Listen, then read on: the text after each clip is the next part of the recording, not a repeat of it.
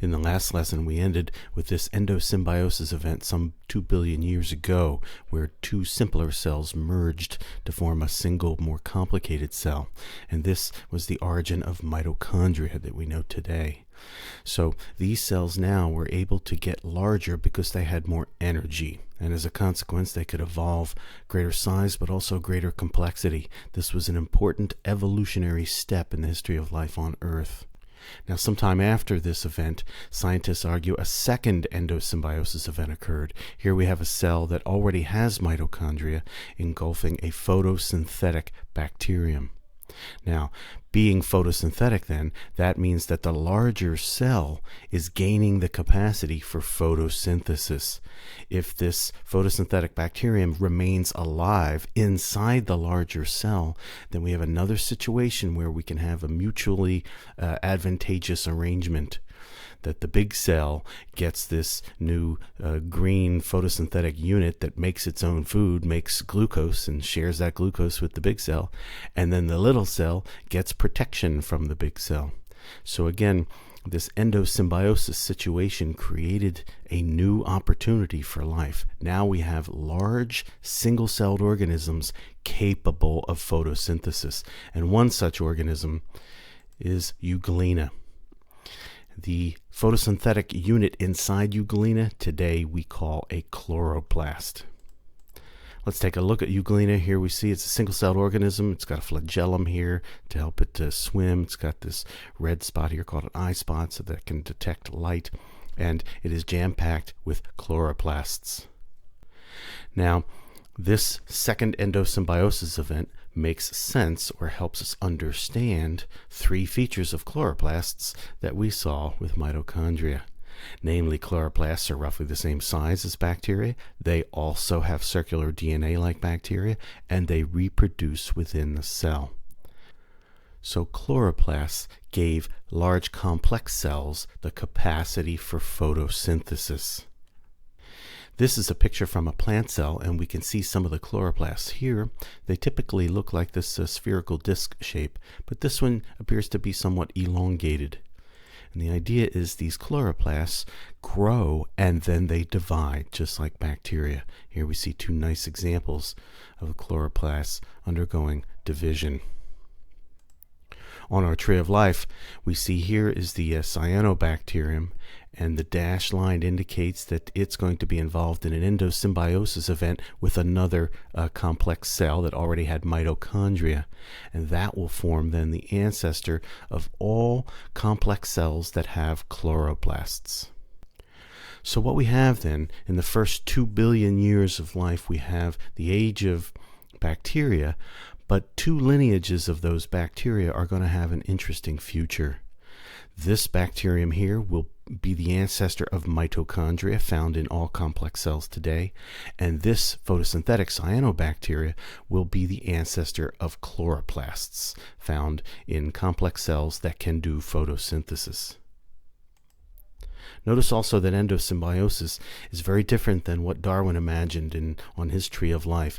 On Darwin's tree, one species can split into two daughter species, but endosymbiosis is sort of like the reverse. Two species are merging into one more complex species. Now, the next major evolutionary innovation that we'll discuss is the origin of multicellular life, in this case plants. Notice the cells of the plant here, they have both mitochondria, the red structures, and chloroplasts, the green ones.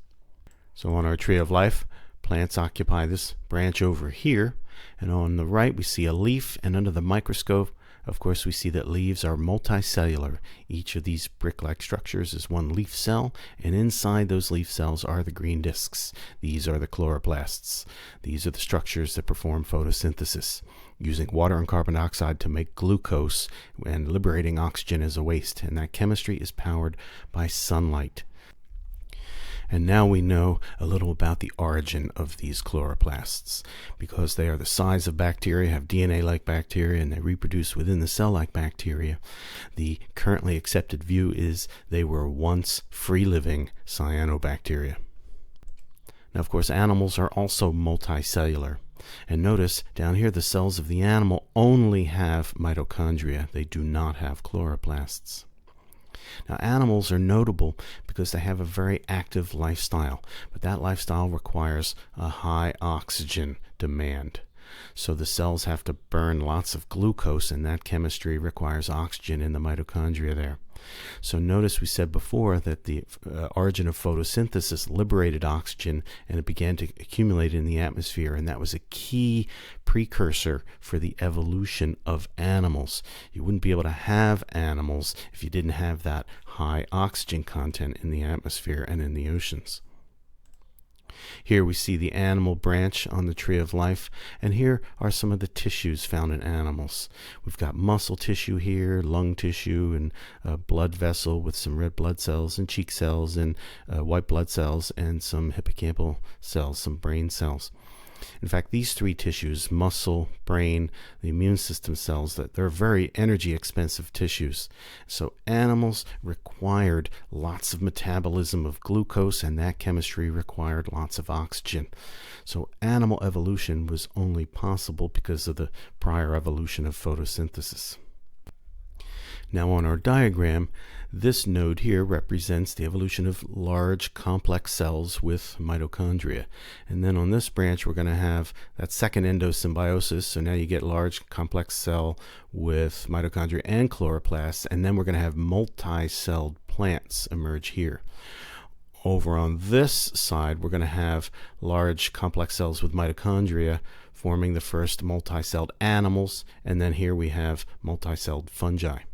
So once complex cells appeared, larger multi-celled life forms were now possible, and it seems, because it happened independently several times, it seems that it was a relatively easy thing for evolution to produce. And once you have multi-celled organisms, you have the possibility for much larger living creatures with greater complexity. In the final part of this lesson, then, we'll use this diagram to situate endosymbiosis in the larger span of the history of life on Earth. In this diagram up top, we have organisms that live on the land, and then in the middle, fresh water, and then down here, this would have happened in the ancient oceans. So in the bottom left, we have our familiar origin of life scene, where early bacteria are going to be eating molecules, and they're going to evolve all kinds of different biochemistries to live in different places. One of those bacteria lineages evolved the capacity for photosynthesis, the cyanobacteria. Down here we see the two cells that are going to merge in that first critical endosymbiosis event, the origin of mitochondria. That was important because now cells could get larger. They had more abundant supplies of energy from these reproducing power plants within them, or the mitochondria. And it's these cells then that are going to be the ancestors to all complex life on Earth. And up here in this part of the diagram, we see that second endosymbiosis event where a large complex cell that already had mitochondria engulfed a photosynthetic bacterium, and that gave the large cell the capacity for photosynthesis. This kind of cell would have been the common ancestor to the algae, and it was a species of green algae that would have been the ancestor to all land plants. And a quick note about the sequence of events. Notice that plants colonized the land before animals did. So first there were some arthropod-type creatures colonizing the land. They would have been able to eat the plants, and then we get vertebrates later colonizing the land. Now let's focus in on the evolutionary history of animals. And we'll start with this cell right here. Again, this was the result of that first key endosymbiosis event.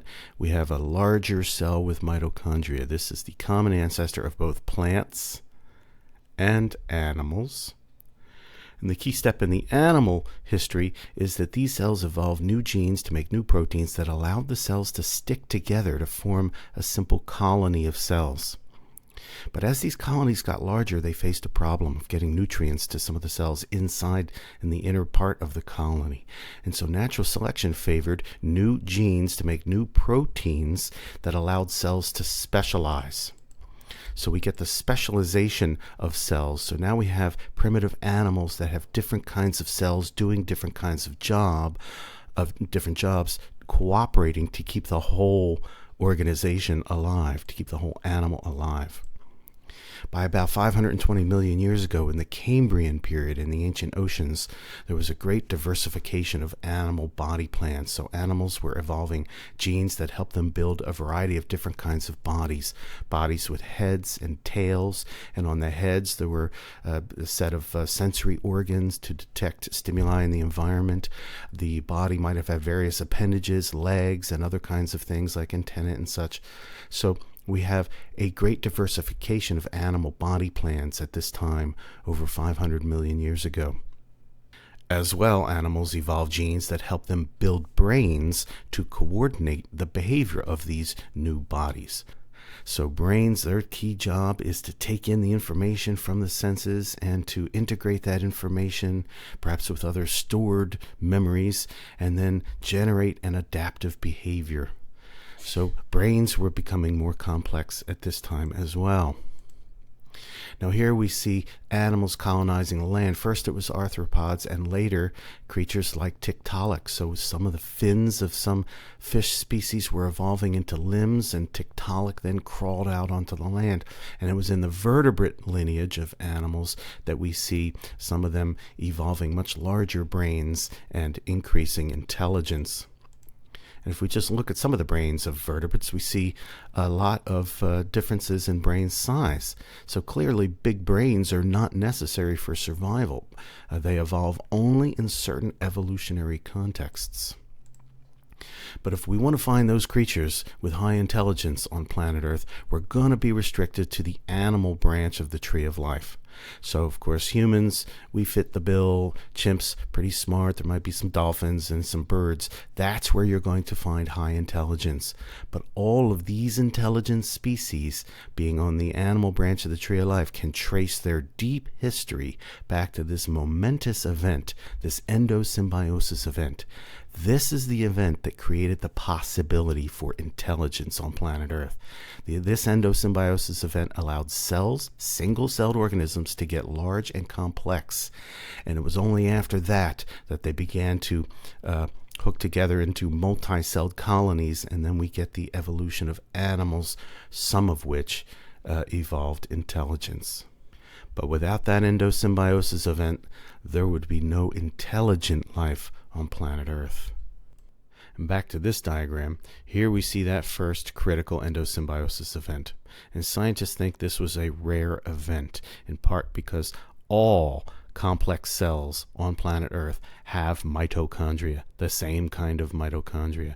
So this event happened once, and it was that individual that was the ancestor, the common ancestor to all later complex life on the planet. Again, if this didn't happen, then the planet Earth would be just covered with bacteria. Remember, they have a size limitation, and evidently they don't like to hook up into colonies very much. So if this endosymbiosis event didn't happen, we wouldn't have any of the complex life that we see on the planet today. We wouldn't have animals, we wouldn't have plants, and we wouldn't have intelligence. So should the aliens come back to visit today, they might say something like this: Earthlings became large, complex, and intelligent. They can think and communicate. Now we're interested.